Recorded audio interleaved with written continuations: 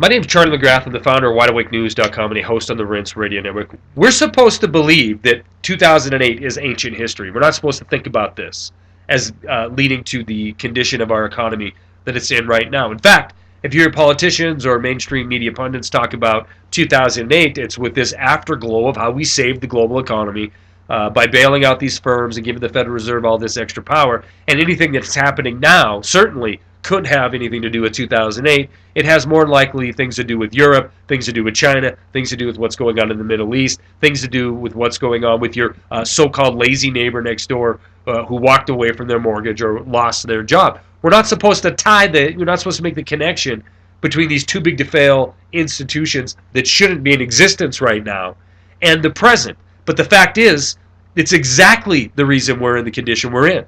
Are these institutions that should no longer be in existence at best, and at worst they should be public utilities at this point.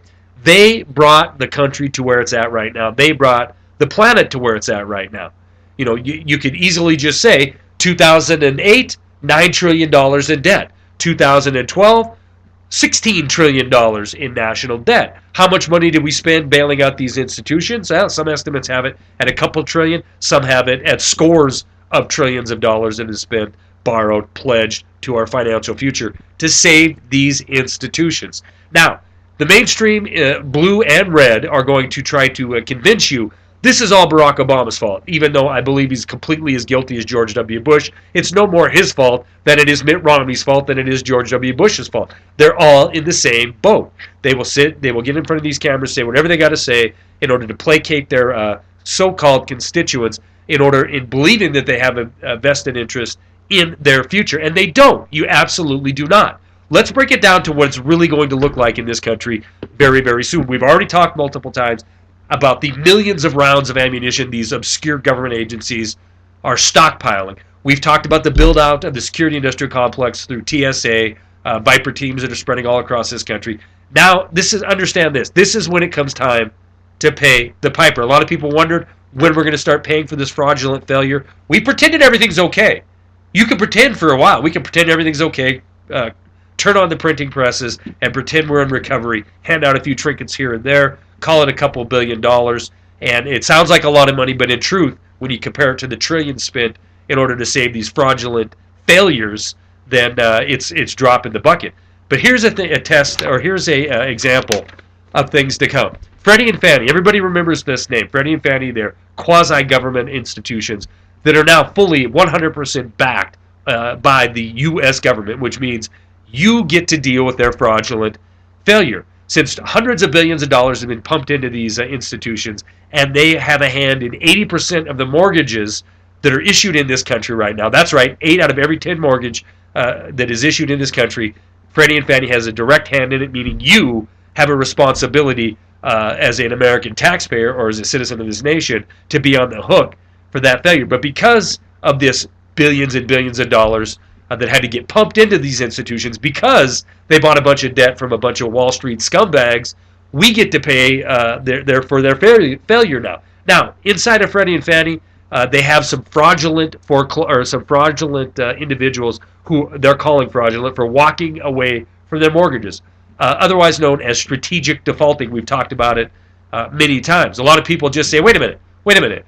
Goldman Sachs can just walk away from something because it's a bad investment. In fact, when they do this, they'll sell insurance on the backside, so they win if it goes up or down, and they'll reap a windfall if it fails, and if it fails too far, they'll just hand it to the American taxpayer, and then they'll take the heat. We've seen that through all these too big to fail institutions. Ergo, too big to fail, they can't fail. You get to fail instead of them. But if you decide as a mortgage holder that wait a minute, my home has fallen 45% in 4 years.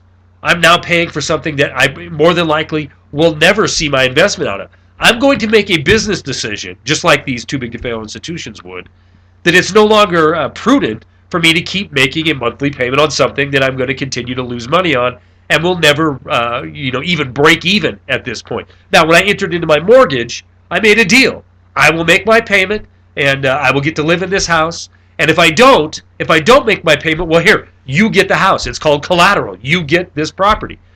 But that isn't good enough now in this country that is run on controlled economy from on high, when Washington, D.C. is controlling the economy. Because Freddie and Fannie is now a truly government institution, it is the oversight for enforcement is by the FHFA. And they have gun-toting agents that will go out and look into every case that has been foreclosed on. And if they deem that you have walked away because you wanted to strategically default, and then you go to buy another place, guess what? Matter of fact, I'll give you the exact term they want to use. A Treasury official, who of course did not want to be named, said if they find anything that you falsified. Now, again, think of this. We know for a fact hundreds of millions of dollars have been paid in fine by these too big to fail institutions because they did things fraudulently. Now, they don't have to come out and admit they did things fraudulently, but they paid hundreds of millions of dollars in fines. That, of course, you get to flip the bill for anyway because you bailed these institutions out. They can create this mess that the globe is in right now. Create this mess by securitizing all these mortgages, have their friends at the rating agencies stamp them AAA, and then break nations financially with these investments. But we're going to spend money now inside of Freddie and Fannie. We're going to have a government agency go after people who strategically defaulted on their homes. And if they had the audacity to strategically default on their home and then go buy another place, well, guess what? The quote is, we're going to lock people up. We're going to put people in jail. A direct quote from the Treasury official that would not be named in this article attached to this video. So how many billions upon billions of dollars are we talking about? We're going to have these mortgage cops come and track down people because they strategically defaulted. How much are we talking? It must be a great sum of money that we have to invest this time and energy into. $1 billion is their estimate. $1 billion is the estimate the government figures people have walked away from mortgages strategically defaulting that they want to go after.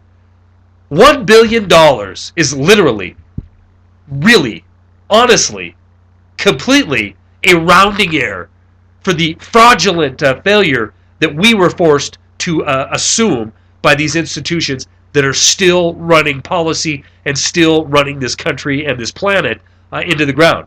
And they're not going to stop. We're going to see this Dodd-Frank garbage legislation come into force, and we already see companies lining up so they can securitize not mortgage debt, but in this case, sovereign debt. It's been a game from the get-go.